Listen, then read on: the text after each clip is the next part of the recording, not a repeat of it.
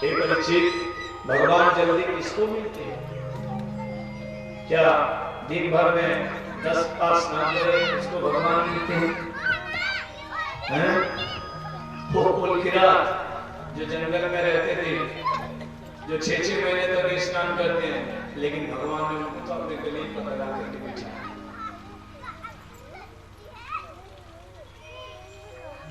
भगवान केवल भाव से ही मिलते हैं।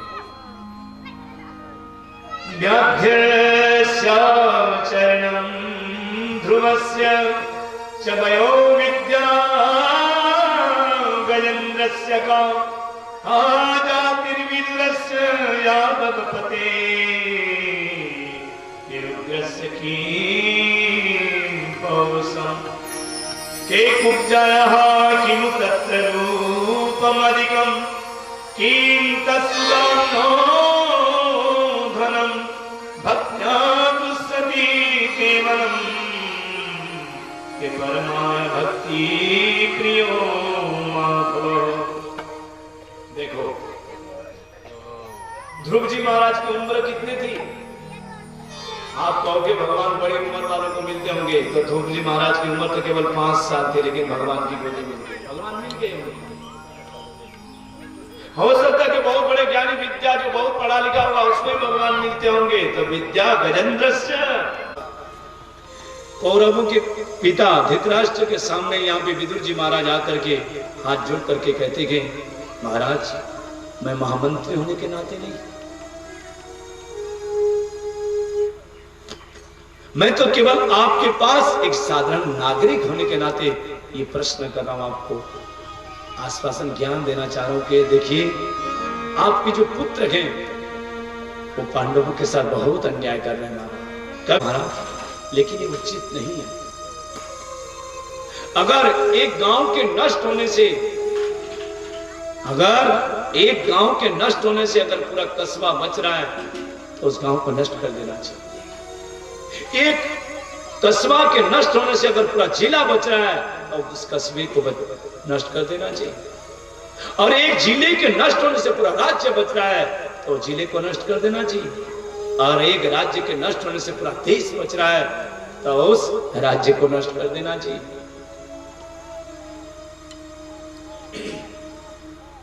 जो आपके पुत्र कार्य कर रहे हैं, उच्ची ने दुर्योधन की तरफ देखो, मैं किसी और की तरफ इशारा करके नहीं कह रहा हूं, वो दुर्योधन महाराज ये आपके घर में कलंक बन करके जन्मा है, ये आपके जस को फैलाएगा नहीं बल्कि और डुबाएगा।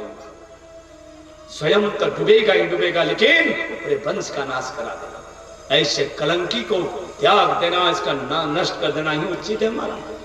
इतने में तो दुर्योधन सामने से आ गया, अरे दासी पुत्र, मेरे कहने से तू मंत्री बना, मेरे खिलाफ मेरे पिता के सामने तो आकर के मेरे पिता को भड़का रहा है, निकल जाए यहां से, आज से कभी यहां दिखाई मत देना, बड़ा उचित नहीं होगा।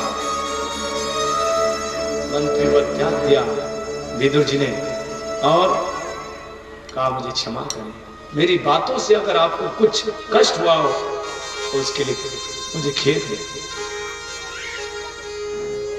यहां से विदुर जी महाराज चले गए। अब जा करके राज्य के बाहर एक जंगल में, कदली के जंगल में, उन कदली वृक्षों के बीच में एक कुटिया बनाई, निवास कर 12 साल हो गए उनको तपस्या करते, केवल फलाहार करके रह रहे, अन्न नहीं खाना। आज विदुराइन के सामने आकर के कहा, विदुराइन क्या हुआ? पता है कि भगवान द्वारिकाधीश आ रहे हैं, हस्तिनापुर शांति दूत बनकर के आ रहे हैं, पांडवों के बच्चे में कुछ बात रखने की। अच्छा, और आप तो मंत्री रहे नहीं महाराज, हम लोग को कहां वहां जाने का मौका मिल पाएगा?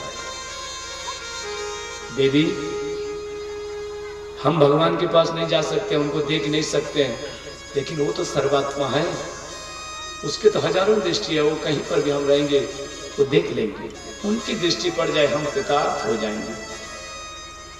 यहाँ दुर्योधन ने कृष्ण के आगमन की खुशी में कपटपूर्ण मैत्री का परिचय देती हुई सजावट करवाई है हस्तिनापुर। जगह जगह यहाँ पे तोरण लगा रखे, नारियां सब यहाँ पे फूलों की टोकरी लेकर के खड़ी है और भीड़ में सबसे पीछे विदुर विदुराइन खड़ी है और दीवार के सारे खड़े हैं। भगवान के ऊपर पुष्पों की बरसात हो रही है, जयकार हो रही है, रथ में चारों तरफ से लोग देख रहे हैं, लेकिन भगवान जो है इधर उधर देख रहे हैं। दुर्योधन ने देखा ये इधर उधर किसको देख रहे। इतने में भगवान ने तो देख ही लिया विदुर जी को और विदुराइन को। विदुर जी ने कहा विदुराइन देखो, विदुरानी भगवान ने हमारी तरफ देख लिया और भगवान ने इशारों में कह दिया आपके घर में आऊंगा। विदुरानी जल्दी जाओ, भगवान कह रहे घर पर। कब वो आ जाए कोई पता नहीं, जाओ जल्दी जल्दी घर में जाओ, चौका लगाओ, चटाई बिछाओ, व्यवस्था करो, जाओ। इतने में दुर्योधन देख रहा है ये किसके तरफ भगवान देख रहे। महाराज आप किसकी तरफ, इतने आपका स्वागत किया जा रहा है, आप किसकी तरफ देख रहे हैं। ये सब बातें छोड़ो, मैं किसको देख रहा हूं। इतने में एक बहुत सुंदर मणियुक्त सिंहासन है और वहीं पर जाकर के उस मणिमय सिंहासन पर भगवान बैठ गए। विदुर जी का अपमान हो चुका है, इसलिए उनको वहां आने की अनुमति नहीं है। और यहाँ दुर्योधन ने कहा महाराज आपका आगमन का कारण। भगवान ने कहा दुर्योधन देखो तुमसे एक प्रश्न करना चाहता हूं, बताइए। पांडव तुम्हारे भाई हैं? हाँ। तुम्हारे खास काका के बेटे हैं? हाँ।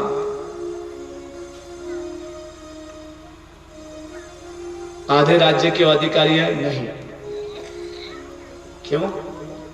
नैतिक पद्धति से अगर देखा जाए तो तुम्हारे भाई हैं तो आधे धन आधा राज्य उनको मिलना चाहिए। नहीं महाराज, असंभव है। अरे तुम आधा राज्य नहीं दे सकते हो तो 5 गांव दे दो, उसी से ही मैं उनको मना लूंगा, खुश हो जाएंगे। कहा महाराज सुचक्र नहीं बदस्यामि बिना युद्ध के स्वभाव, सुई के नोक के बराबर भूमि भी मैं नहीं दे सकता हूं युद्ध किए बगैर। भगवान ने कहा तुमने अभी युद्ध की उस विभीषिका को देखी कहाँ है? नाना काका बाबाओं से युद्ध के बारे में सुनी होगी, युद्ध की उस विभीषिका को तुमने दुर्योधन देखी नहीं कभी, जिसमें कितने स्त्रियां विधवा हो जाएंगी, कितने मारे जाएंगे, किसके पुत्र, किसके भाई, किसके पिता। युद्ध की बात करते हो। धृतराष्ट्र ने पीठ पर हाथ रखा, ऐसे मत कहो। अरे इसके अंदर तो बोलने के लिए तमीज भी नहीं, अपने से बड़ों के साथ कैसे बात की जाती है। धृतराष्ट्र ने कहा पुत्र ऐसा नहीं बोलना चाहिए, माफी मांगो, क्षमा करें। बचपन से मैं उदंड रहा हूं, इसीलिए मुझसे कुछ गलत बातें निकल गई, क्षमा कर। ये बात छोड़िए, राजनीति की बात बाद में करेंगे। पहले तो ये माता गांधारी ने आपके लिए 56 प्रकार के भोग बनाए। महाराज चलिए ना भोजन करें। भगवान ने मुस्कुरा करके कहा देखो 2 प्रकार से भोजन किया जाता है, या तो बहुत भूख लगी हो, बहुत भूख लगी, या तो सामने वाले के अंदर श्रद्धा। लेकिन आपके अंदर ना श्रद्धा है ना मुझे भूख है, इसीलिए मैं यहाँ भोजन नहीं करूंगा। वैसे भी मुझे निमंत्रण मिल चुका कहीं से। किसने निमंत्रण दिया? विदुर जी को। विदुर ने आपको कब निमाविता हम आए हैं, विदुर ने कब आपको निमंत्रण कहा? वहां द्वारिका में उनका पत्र आया था कि मेरे घर जब यहाँ आना तो जरूर पहले भोजन करना। तो आपको क्या वो भोजन कराएगा महाराज? वो तो राज्य से निष्कासित है, वो मैं नहीं जानता, लेकिन मुझे निमंत्रण मिल चुका है, मैं जरूर। अरे आपके लिए क्या व्यवस्था करेगा? उस दासी पुत्र के पास क्या व्यवस्था है जो आपको दे देगा?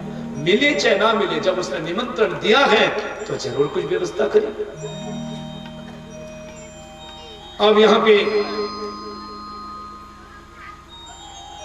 चारों तरफ देख रहे हैं और बीच में ही आखिरी में बैठे थे विदुर जी महाराज। भगवान ने कहा आपके घर में भोजन करने आ रहा हूं।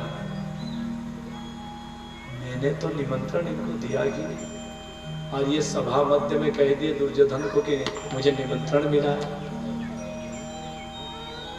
भगवान की तरफ देखा तो भगवान ने कहा बस जो मैंने कह दिया वो ठीक है, तो समझ गए। इसीलिए विदुर जी महाराज तुरंत बोले कभी भी आ सकते, इसलिए निकल गए बाजार की तरफ जा करके कहीं मक्खन, कहीं मिश्री, कहीं दूध, दही, ये सब खरीद करके चल पड़े। और आज विदुरायन के घर पर भगवान जब गए, भगवान कृष्ण अपने जूते को उतार करके जा रहे, क्योंकि अपने भक्त के घर को मंदिर समझ रहे। हम भक्त पराधीन हो, भगवान कहते हैं मैं अपने भक्त के अधीन हूं। दूर से जूता उतार करके पैदल चले और जाकर के खटखटाया।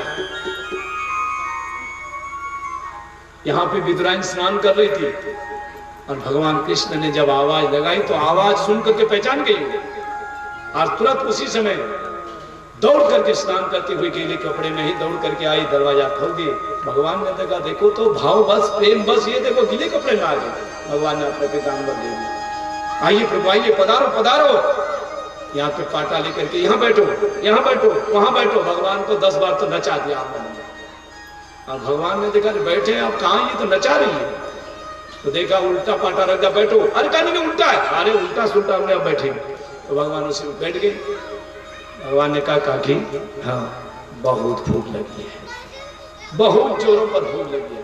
हाँ तो अभी आपके काका जी आएंगे ना, विदुर जी महाराज लेकर के आएंगे, बाजार में गए। पर काकी मुझे भी बहुत भूख लगी। अच्छा चलो तब तक के लिए कुछ केले लेकर गया। तो जा करके केले के एक गुच्छा लेकर गए, पत्ता बिछा दी, बैठो महाराज। और इसके बाद भगवान को जो है केले के छिलके निकाल करके दे रहे, लो महाराज भोग लगाओ। गिरियों को फेंकती जा रही है। 40-50 छिलके भगवान खा गए और उन्हीं भाव से खा रहे हैं। इतने में तो विदुर जी महाराज आ गए। खटखटाया, विदुरायन पहुंची, अरे देवी आज भगवान कृष्ण ने भरी समाज में कहा कि मुझे विदुर जी का निमंत्रण मिला, उनके घर भोजन करूंगा, इसीलिए मैं बीच सभा में ही आ गया। और देखो ये सब मक्खन, दूध, दही ये सब लेकर के आया उसके लिए। जा जल्दी चटाई बिछाओ, पोछा पोछा लगाओ। वो कभी भी आ सकता, मैं यही द्वार पर खड़ा हूँ सत्कार के लिए, कभी भी आएंगे या आकर के अंदर में बैठे हैं, अंदर में बैठे हैं। देखो 1 घंटे पहले आकर के बैठे हैं, तो तुमने उनको कुछ खिलाया? आओ देखो। विदुर जी महाराज दौड़ करके देखे तो भगवान आराम से छिलके खा रहे थे। अरे ये क्या कर रहे हैं आप? छिलके? अरे ये छिलके मत खाओ, रुको। क्या क्या विदुरायन तूने, ये भगवान कितने दिनों के बाद आए, इनको छिलके खिला दिए। रुको रुको रुको रुको, छिलका मत खाओ। तो लेकर के एक लड्डू दिया, ये लो खा। भगवान बाद रखने के लिए खाए, बाद में उनको दे दिया, ये लो विदुर जी। मुझे इसमें इतनी मिठास नहीं मिली जो मिठास उन छिलकों में मिली, इनमें वो मिठास रहेगी नहीं। क्योंकि भगवान सबसे ऊंची प्रेम सगाई, सबसे ऊंची प्रेम सगाई, सबसे ऊंची प्रेम सगाई। त्यागी दुर्योधन की मेवा त्यागी, दुर्योधन की मेवा त्यागी, साग भी दुर्धर खाई, सबसे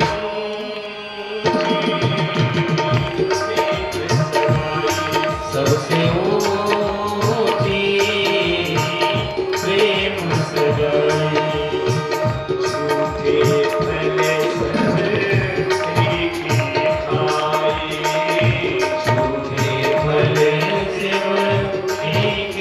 खाए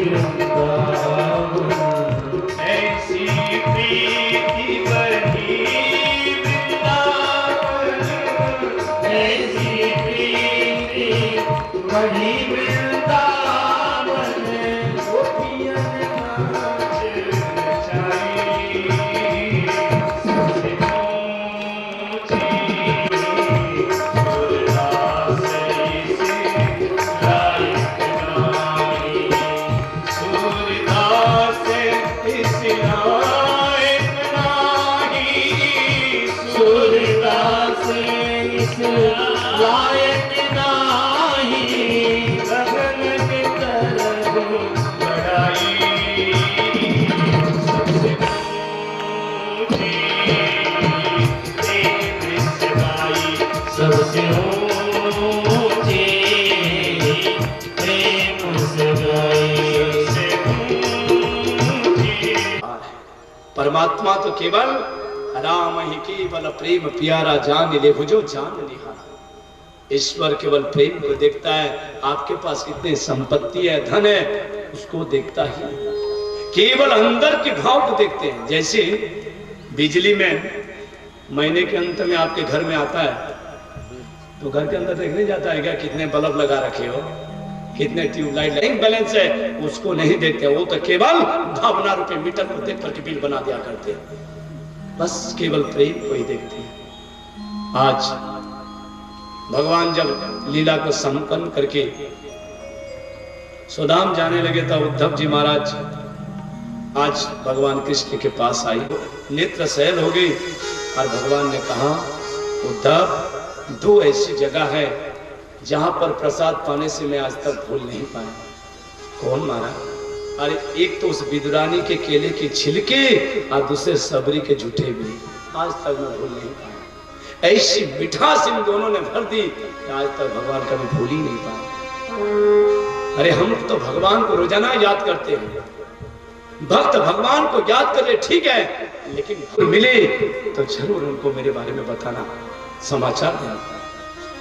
और उद्धव जी महाराज यहाँ पे चल पड़े और आज अचानक सरस्वती नदी के तट पर विदुर जी से मुलाकात हो गई। दो भक्त जब मिलते गए तब आपको पता है कैसी घटना घटती है। 4 मिले 64 खिले रहे 20 करी जो, हरि से हरि जन मिले नाचे 7 करोड़। 4 मिले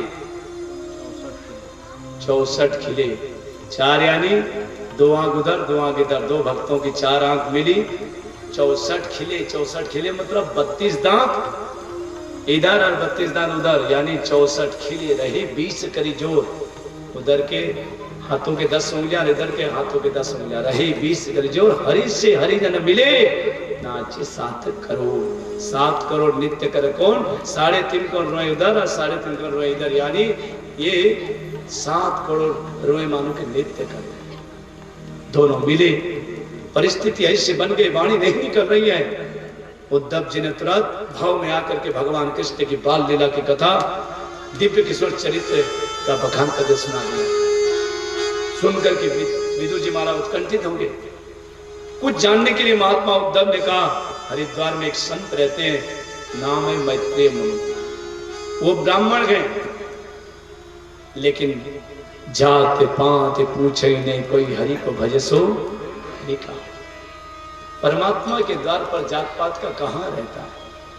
दौड़ करके यहाँ पे सुखदेव मुनि कहते गए। मैत्रेय मुनि को जब पता लगा, विदुर जी महाराज दौड़ पड़े, आज तो एक कुटिया ब्राह्मण की कुटिया पवित्र हो गई, मुझे आपके जैसे हरिभक्त बता। उठा करके अपने गले पर लगाया। विदुर जी दोनों गदगदित हुए।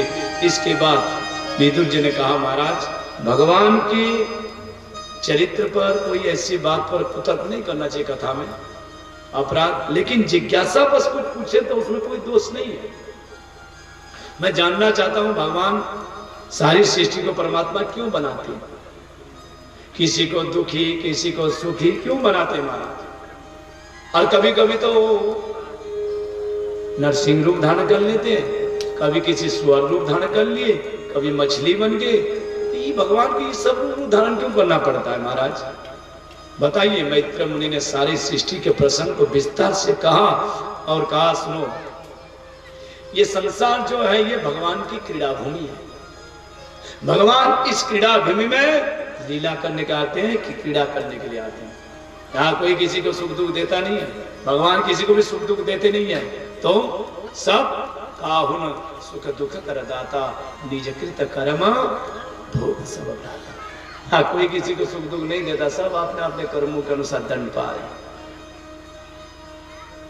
सबसे पहली बात तो यह कि हमने भूत में क्या किया उसको त्याग दीजिए, उसको मत याद करिए। और वर्तमान भविष्य में क्या करना है उसको भी भूल जाइए, क्योंकि भूत और भविष्य को जानने में कभी भी आदमी सुखी नहीं रह सकता है। एक जैन साधु थे, जैन मुनि। जैन साधु समझते हैं, जैन मुनि साधु थे। तो जैन साधु क्या है, ऐसे गांव के पास से जा रहे थे रास्ते से, तो एक सेठ जी ऐसे बैठे थे पत्नी के साथ, और उनका जो बच्चा था वो यहाँ कंधे पर बैठा था। सेठ जी के कंधे पर उनका जो बेटा था वो बैठा था कंधे पर। जैन साधु उनको देख करके हंसते। सेठ जी को धक्का लगा कि ये मेरी ओर देख करके ये बाबा साधु क्यों हंस दिया। कुछ नहीं बोला।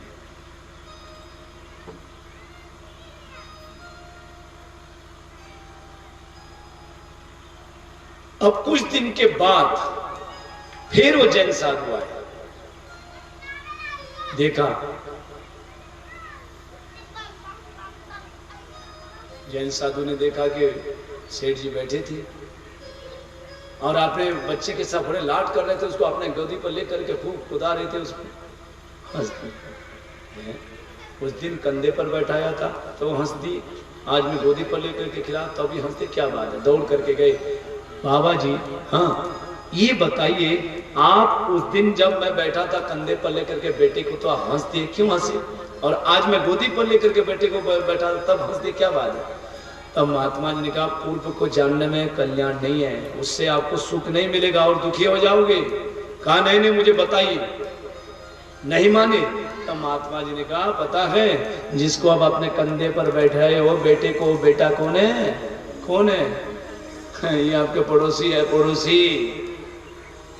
इसकी कुदृष्टि आपके धर्म पत्नी पर थी, लेकिन उस जन्म में इसकी तृष्णा नहीं मिट पाई, इसीलिए अब ये आपके पुत्र बन करके आया, जिसको तुम कंधे पर उठा करके फेंक दे। ये तो मेरा दुश्मन है। मैं पहले कह रहा था ना, पहले कह रहा था पूर्व को जानने में कल्याण नहीं है, जो वर्तमान है उसी को देखो। जो हमने वर्तमान में करना आज ही करो, काल के ऊपर क्यों छोड़ रहे हो? भूत में क्या हुआ, भविष्य में क्या होगा, उसको त्यागो, वर्तमान के बारे में सोचो। भगवान सुखदेव मुनि कहते हैं, देखो हम अपने जीवन को, दूसरी बात यह है कि देखो आदमी घर में बैठा रहता है, वर्तमान को तो तभी सुधारेगा ना जब कुछ वर्तमान के बारे में कुछ अच्छा काम करेगा। वर्तमान तो हम टीवी मोबाइल में ही लगाए रहते हैं, टीवी देखते रहेंगे, मोबाइल देखते रहते दिन भर। टीवी देखो, आजकल बच्चे देखो दिन भर मोबाइल में लगे। एक माला लेके फिर बोलोगे तो कहेगा नहीं, मोबाइल में तो रात भर दिन भर देखता रहेगा, लेकिन माला नहीं ले सकता है। हाँ? उसी में हम अपने वर्तमान को नष्ट कर देते हैं, समझ ही नहीं पा रहे कि उम्र ऐसी चली जा रही है।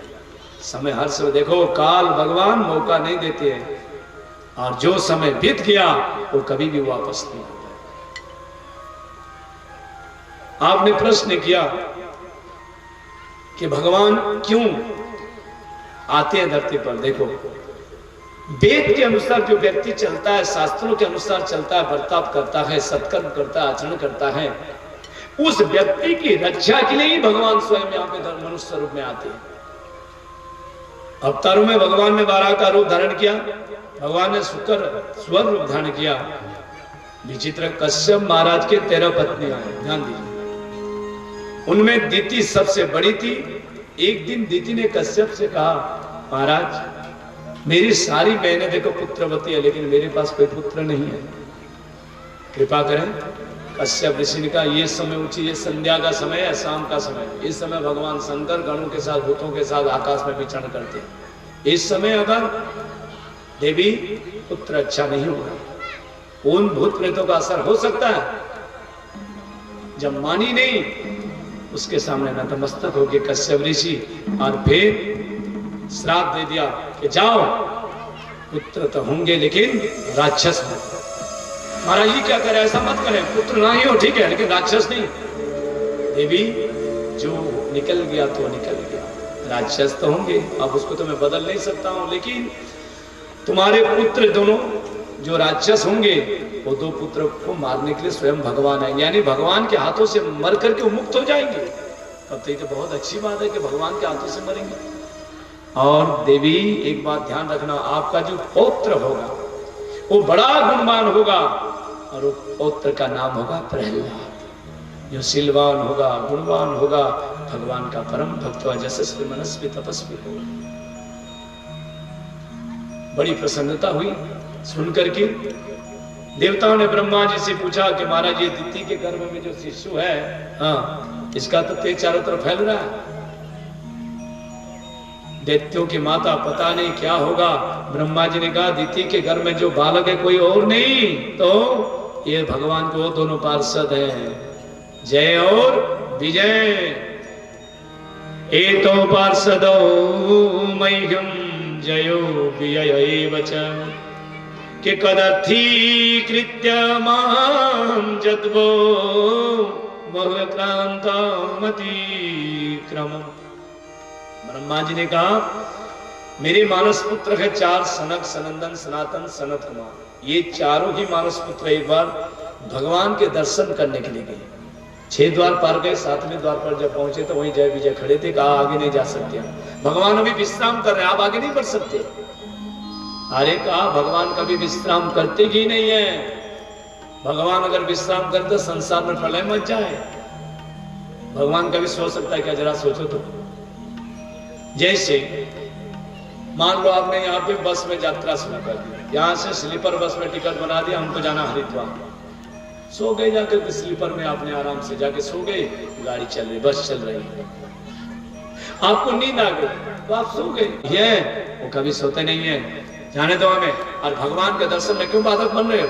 महाराज इस समय तो आप दर्शन नहीं कर सकते। क्रोध में आकर के उसी समय ब्रह्म कुमारों ने श्राप दे दिया, जाओ तुम राक्षस बन जाओ इसी समय। ये क्रोध के कारण की आज क्षमा याचना मांगी, महाराज हमसे तो भूल हो गए, क्षमा कर। लेकिन जो वाणी निकल चुकी है उसको कौन बदल सकता है। अब यहाँ पे परिणाम ये हुआ कि भगवान द्वार पर आ गए, सनत कुमार अंदर नहीं जा पाए, भगवान स्वयं आ गए। यहाँ पे क्षमा मांगी, आपको 3 जन्म तक का राक्षस बनना ही पड़ेगा, तब आपको मुक्ति मिलेगी। यहाँ पे बहुत ग्लानि से भरे गए और सनत कुमार सीधे तपस्या करने के पापों के प्रायश्चित करने के लिए चले गए बद्रिकाश्रम। यहाँ जय विजय माता दिति के घर में बालक बनकर आए, दोनों का जन्म हुआ। एक का नाम है हिरण्यकश्यप, दूसरा का नाम है हिरण्याक्ष। अब हिरण्याक्ष क्या क्या, प्रलय काल का समय था, धरती डूब गई। तो यहाँ पे देवता लोग चिंतित हो रहे थे कि धरती को कौन निकाल करके लाए। ब्रह्मा जी के सामने जाकर के विनती की तो उसी समय छींक आई, छींक की तो उसी समय नासिकाग्रा से ही एक स्वर रूप धारण करके स्वयं भगवान प्रकट हो। बोलिए बड़ा भगवान की जय। बड़ा भगवान यहाँ पे चल पड़े और समुद्र से धरती को लेकर के अपने दृष्टा को लेकर के ऊपर उठ करके आए। पहले जमाने में क्या है, ऋषि मुनि लोग ये सब उड़ करके चलते थे आकाश में, प्लेन में नहीं जाते थे। ये सब ऋषि मुनि उड़ करके चलते थे, आकाश में उड़ रहे जा रहे। और नारद जी महाराज भी उड़ते हुए जा रहे थे और सामने से ही हिरण्याक्ष भी उड़ता हुआ आ रहा था। आप नारद के हाथ को पकड़ ले, दिन भर बिना ही बजाते रहोगे, चलो मेरे साथ लड़ाई करो। महाराज लड़ाई करना मेरा काम नहीं है। लड़ाई तो करनी पड़ेगी, खुजली हो रही है मेरी बाजू बंद हो गई। अच्छा हाँ, मेरी बाजुओं में खुजली हो रही है और महाराज मैं खुजली को नहीं मिटा पाऊंगा। तो कोई तो हो खुजली मिटाए। नहीं, आपकी खुजली को बढ़िया से मिटा देगा। कौन? वो समुद्र के पास जाओ, वहां पे बड़ा धरती को लेकर के जा रहा है, वो बढ़िया से आपकी खुजली को मिटा देगा। जाओ, जीवन में फिर खुजली नहीं होगी। चल पड़ा और भगवान तो यहाँ लेकर के दृष्टा में धरती को आगे बढ़ी तो आकर के उसने पीठ पर एक गदा मारा। ये कौन है? अब घमासान लड़ाई चली, जबरदस्त लड़ाई चली, दोनों में जबरदस्त लड़ाई चली। भगवान अंत में गदा से उसके मस्तक पर उससे प्रहार किया तो मस्तक यानी हिरण्याक्ष का उद्धार किया। अब हिरण्यकश्यप को जब पता लगा, बहुत ग्लानि हुई, मैं छोड़ूंगा नहीं, मौका मिले फिर मैं करूंगा कुछ। बोलिए वारा भगवान की जय। अब हिरण्याक्ष को मारकर भगवान पृथ्वी को लेकर के आए और जब पृथ्वी को लेकर के आगे चले तब पृथ्वी के अंदर अहंकार हो गया कि भगवान को मेरे बगैर काम चलता ही नहीं। पृथ्वी को भी अहंकार हो गया, अभिमान हो गया। तो भगवान ने सोचा अरे हिरण्याक्ष का तो वध कर दिया, लेकिन इसके अभिमान को कैसे वध करें। इसलिए भगवान आज लेकर के सीधे आगे बढ़े, सीधे वृंदावन की तरफ चले और वृंदावन के पास आकर के भगवान ने कहा, देखो देवी, ये कौन सी नगरी है? ये वृंदावन धाम है। तो मैं तो आपके दंष्टा पर हूं, ये वृंदावन धाम यहाँ कैसे है? धरती होगी तब तो वृंदावन धाम होगा। देवी, ये वृंदावन धाम कभी प्रलय काल में भी नहीं डूबता। एक बार क्या हुआ, भगवान जैसे जैसे सभी तीर्थ है, तीर्थों के राजा हैं। कौन? तीर्थराज प्रयाग। तीर्थराज प्रयाग के पास सभी तीर्थ आकर के कर देते हैं, लेकिन ये छोटा सा वृंदावन कभी नहीं आता। तो सभी तीर्थों को लेकर के भगवान कृष्ण के पास वृंदावन पहुंचे तीर्थराज प्रयाग। कहा, महाराज, जब आपको मेरा ही अपमान करना था तो आपने मुझे तीर्थों का राजा क्यों बनाया? बात क्या है? बात यह है कि सभी तीर्थ आते हैं, मुझे कर देते हैं, लेकिन ये छोटा सा वृंदावन मुझे कर देने नहीं आता, मेरे पास कभी नहीं आता। भाई एक बात बताऊं क्या? मैंने तुमको तीर्थों का राजा बनाया, भाई घर का राजा थोड़े बनाया है। ये वृंदावन मेरा घर है, यहाँ का राजा आप नहीं बन सकते। तो देख करके यहाँ पे शंका मिट गई, क्योंकि वृंदावन धाम तो आज मोही लागे वृंदावन को, सखी रे मोही लागे वृंदावन को, घर घर तुलसी ठाकुर सेवा दर्शन गोविंद जी को, हरि रे मोहे लागे वृंदावन को, हरि रे मोहे लागे वृंदावन को।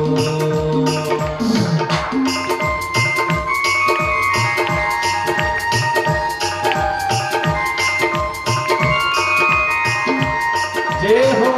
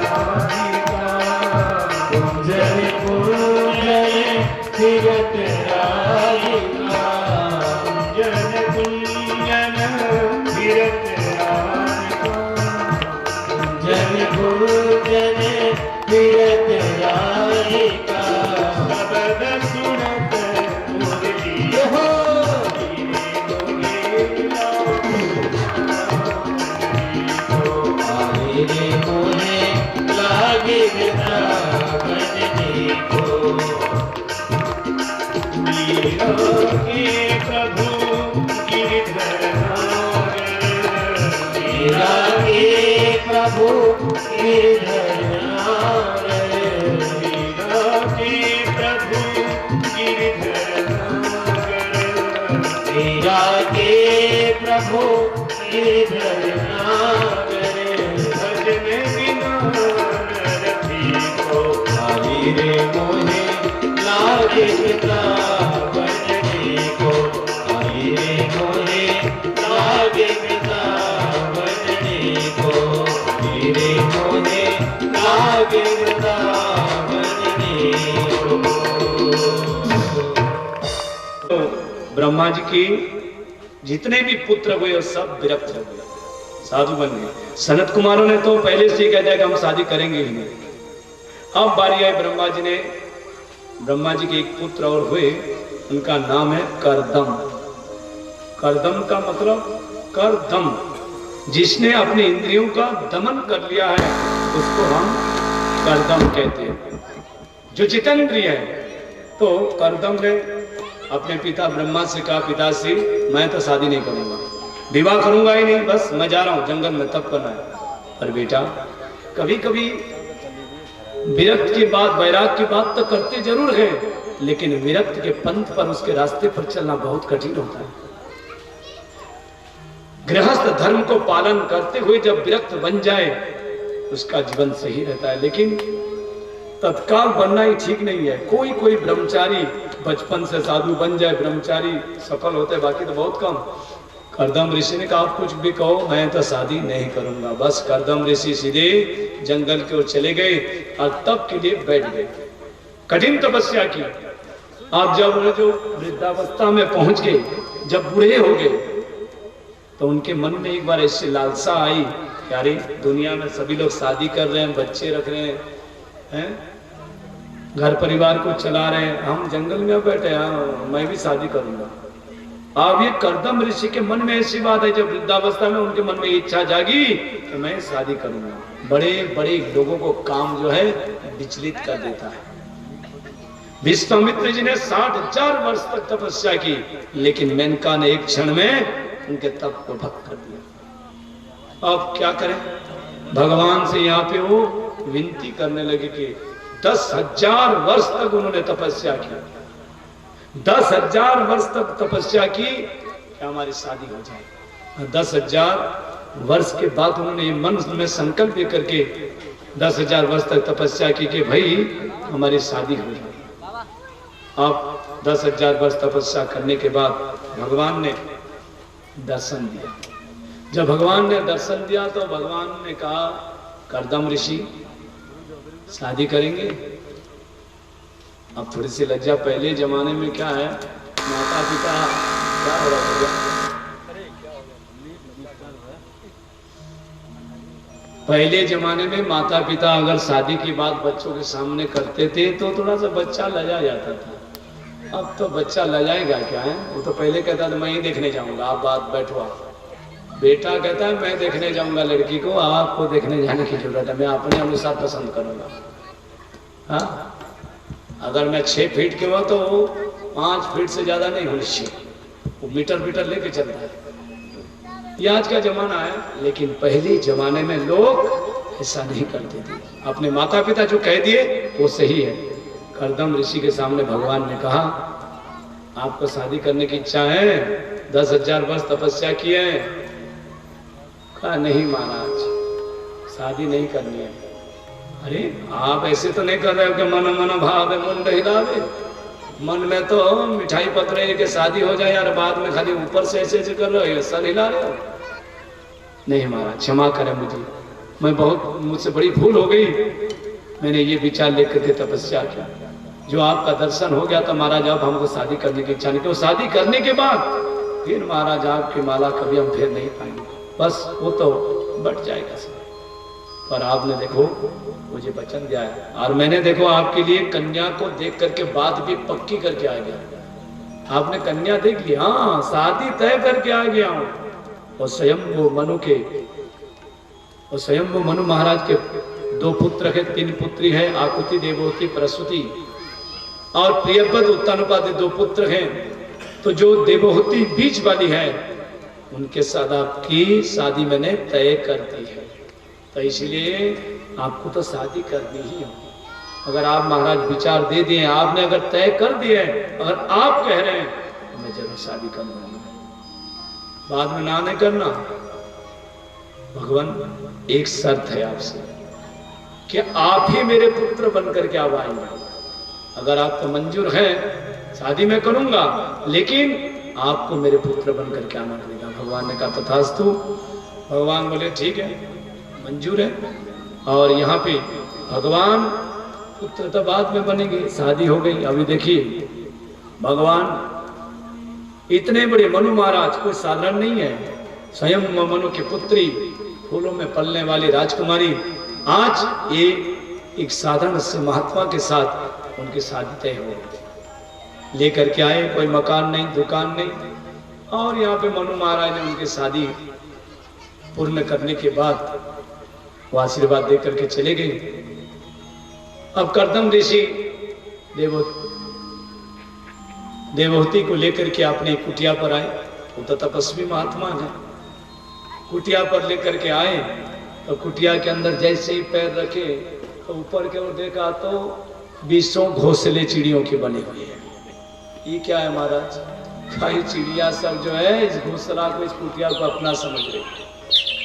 नीचे की ओर देखा तो किसी में बिल दिखाई दे रहा है, किसी में बिच्छू दिख रहा है, कहीं पे मेढक दिख रहा है, कहीं पे चूहा मुंह फाड़ के दिख रहा है। हमको ये सब, ये भी अपने इस कुटिया को अपना ही समझ रहे। वाह! और आपके लिए भी यहाँ कोई जगह है? वो जो 1.5 फीट की आसन है वो मेरी जगह है। देख करके अचंभा रहे कि धन्य है महात्मा, इतनी तपस्वी, इतने बड़े महापुरुष, लेकिन देखिए 1.5 फीट के आसन पर है।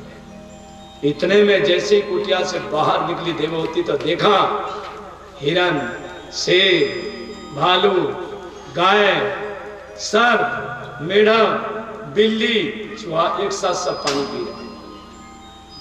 कितनी इस महात्मा ने तपस्या की कि इन जीवों ने हिंसता छोड़ी। ये महात्मा का तप ही तो है। अब यहाँ पे कर्दम ऋषि ने कहा, देवी मैं कुछ देर के लिए भगवान का ध्यान करता हूँ, आप यहाँ रहना, जैसे सजा सको कुटिया को सजा। और जाकर के ध्यान में बैठे। कोई 1 दिन 2 दिन के लिए कर्दम ऋषि नहीं बैठे, तो 40 साल तक के लिए से बैठे रहे। लेकिन देवहूति पतिव्रता स्त्री थी, इसी लोग कहीं गई नहीं। रोजाना गीले कपड़े लेकर के अपने पति को पोछा, उनको चला कर इसके बाद सेवा करती, नित्य पुष्प आरती करती, पुष्प अर्पण करती, आरती करती। समय बीतने लगे, 40 साल बीत गए, बूढ़ी हो गई है। अब 40 के बाद जब समाधि टूटी तो देखा एक बुढ़िया बैठी है बगल में। देवी आप कौन हो? क्यों महाराज आप मुझे पहचान नहीं पा रहे? कौन है? याद करिए, वो मनु महाराज राजा जो थे, उन्हीं की मैं पुत्री हूँ। वो लेकर के आपके हाथ में सौंप दिए थे, शादी हुई थी। ओ, तो आप घर देवी नहीं गई? कहा महाराज जब आपके साथ मेरी शादी हो गई तो एक स्त्री के लिए तो उसका पति का घर ही उसका घर है। धन्य हो देवी। तो तुमने क्या खा करके यहाँ पे रही? कैसे? बस पत्ता पुष्प ये जल पी करके। धन्य हो, तुमने बड़ी तपस्या की है। आओ, यहाँ पे लेकर के बाहर आए और एक दिव्य सरोवर दिखाई दिया। और सरोवर में देखते कि ध्यान लगाया तो उसी समय 9 मंजिल का मकान खड़ा हुआ। और दिव्य सरोवर में दोनों ने जैसे डुबकी लगाई तो कर्दम ऋषि 20 साल के बन गए और देवहूति 16 साल की बन गए। भोग विलास में लीन हुए। इसके बाद भोग विलास में जब लीन हुए, पुत्र तो नहीं, 9 कन्याएं जन्मी। अब कर्दम ऋषि ने मन में सोचा क्या है, भगवान ने वचन दिया था कि मैं पुत्र बन करके आऊंगा, और मैंने भी कहा था कि आपके आते ही तुरंत मुझे जाना है। मैंने मनु महाराज से कह दिया था कि एक पुत्र होते ही मैं तुरंत वैराग लेकर के जंगल को तपस्या के लिए चला गया। लेकिन 9 कन्या हो चुकी है, पुत्र ही नहीं। क्या है, कैसे? मन में सोच रहे।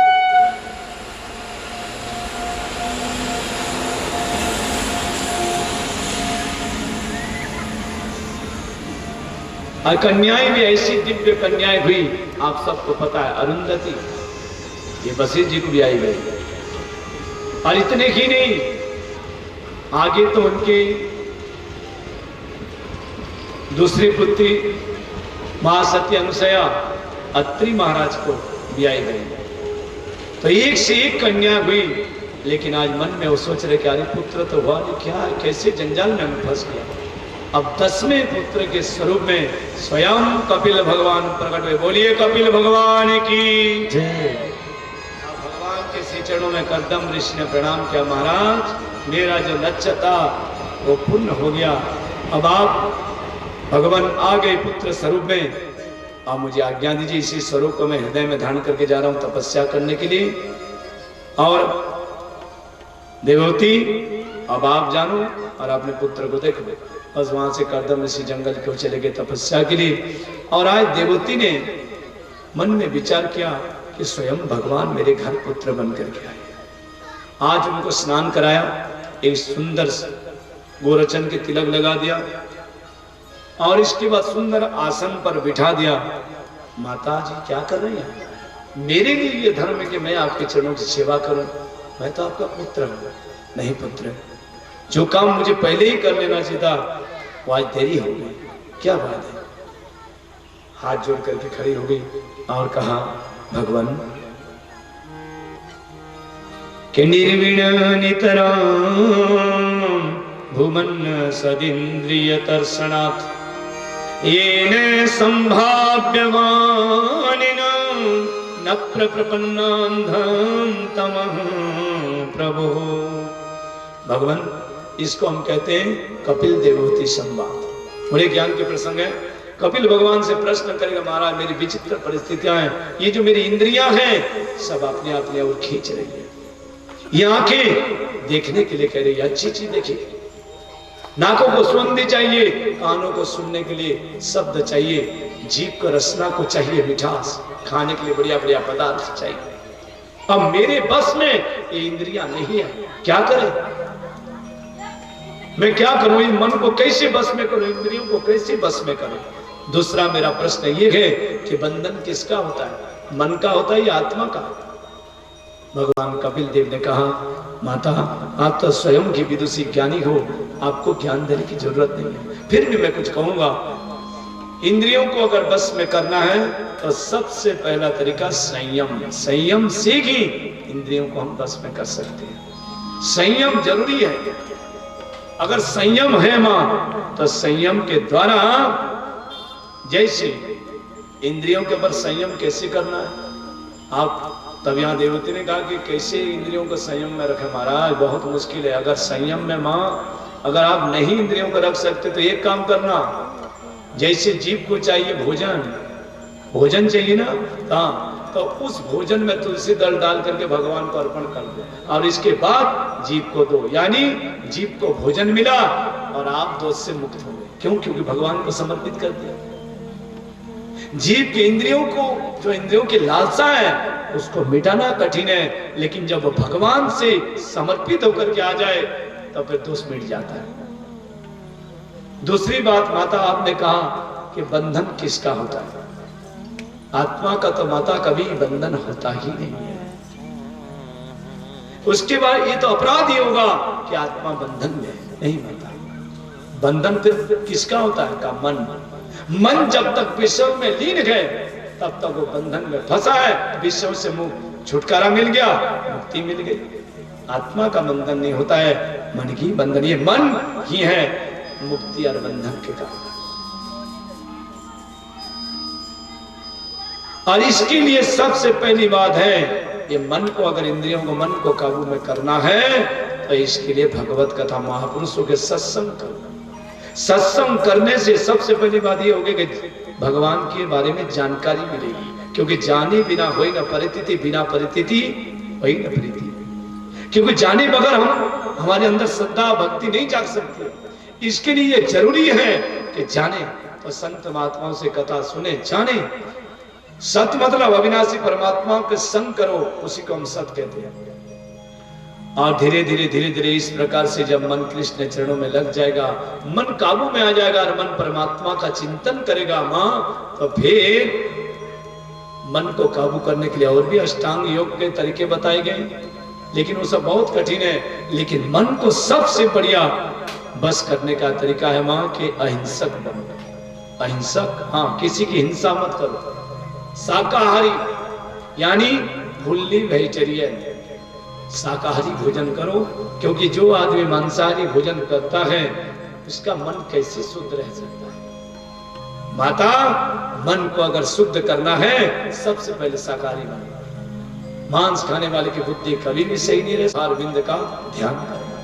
भगवान के ध्यान करने से धीरे धीरे मन संसार से विरक्ति हो जाएगी, और संसार से जब विरक्ति हो जाएगी तब फिर भगवान के चरणों में प्रीति बढ़ जाएगी। और इस प्रकार से माता सुख मिल सकता है, और कोई उपाय नहीं। मन को परमात्मा में लगाने का तरीका यही है। एक बार में आप मन को नहीं लगा पाओगे, लेकिन धीरे धीरे लगा सकते। मन जब लग जाएगा, एक बार मन जब परमात्मा में लग जाएगा फिर दूर नहीं। और दूसरी बात है, कण कण में परमात्मा का दर्शन। हर जीवों में परमात्मा सिया राम मया सब जग जानी, करहु प्रणाम सिया राम माया सब जग जानी, करहु प्रणाम जोरी जुग पानी। राम सिया राम जय जय राम, राम सिया राम जय जय राम।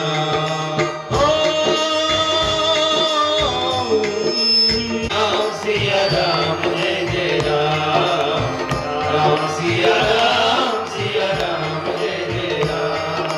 राम सिया राम जय जय राम सिया राम, राम सिया राम जय जय राम सिया राम, राम सिया राम जय जय राम सिया राम, सिया राम जय जय राम सिया राम, राम सिया राम जय जय राम सिया राम, राम सिया राम जय जय राम सिया राम, राम सिया राम जय जय राम सिया राम, राम सिया राम जय जय राम सिया राम,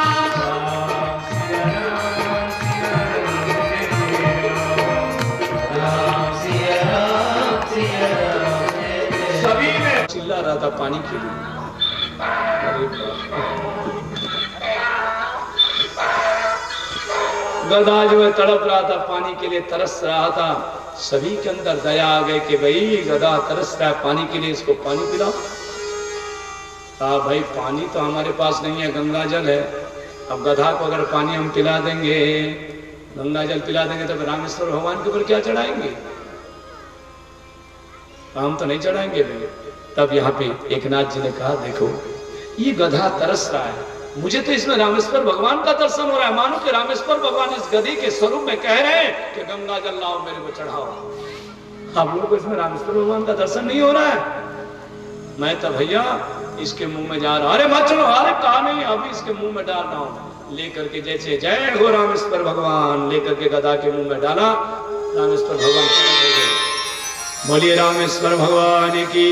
भगवान इस गधे में से आप प्रकट हो जा रहे, कहा सभी जगह पर तो आप निवास करते हैं। भगवान रामेश्वर ने कहा तो इस गधे में मेरा दर्शन कर रहा है, तो सभी में तो आप ऐसे महाराज हरिव्यापक सर्वत्र समान, सभी जगह पर तो आप ही निवास करते हैं। सभी जीवों के अंदर आत्म स्वरूप में आप ही निवास करते हैं। भगवान इसको कहा जाता है ज्ञान, यह है ज्ञान, इसी को ज्ञान कहा जाता है। नामदेव जी महाराज रोटी बना रहे थे और इतने में सोचे कि चलो लघु शंका करके आऊं, और ऐसे रोटी रख दी, लघु शंका करने गए। इतने में तो एक कुत्ता आकर के रोटी के गुच्छों को पकड़ करके निकल गया। अब राम देखा, इतने में नामदेव जी ने पीछे दौड़े, घी की कोटो, विट्ठल बाबा रुको रुको रुको रुको, ये सूखी रोटी का क्यों भोग लगा रहे, रुक जाओ रुक जाओ। कुत्ता रुक गया, उसके मुंह से रोटी छीन करके ऐसे घी लगाते गए, लगे एक रोटी देते जाते, कहते लो अब भोग लगा। उस कुत्ते में से भगवान विट्ठल प्रकट हो। बोलिए विट्ठल भगवान की।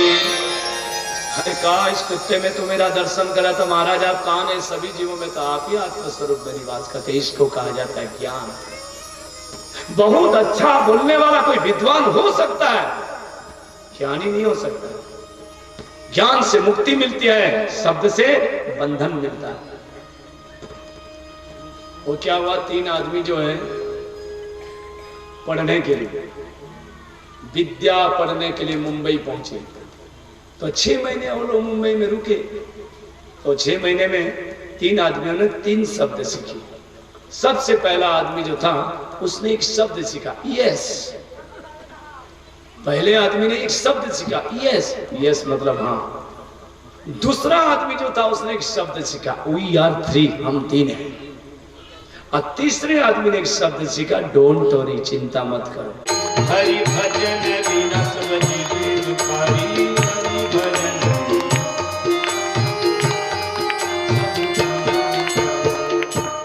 कोई सुखी नहीं है संसार में, कोई सुखी नहीं, सब अपने अपने दुख ही दुख है। हर समय दुख ही दुख रहता है। थोड़ा सा बड़ा हुआ बच्चा तो उसने मन को 3 जगह पर बांट दिया, माता पिता भाई। और बड़ा हुआ अपने पत्नी में नारायणी का दर्शन करना चाहिए, और साथ में सास ससुर में अपने माता पिता का दर्शन करना चाहिए। लेकिन ऐसा होता कहाँ है? नहीं। एक घर में क्या हुआ, नई नई शादी हुई,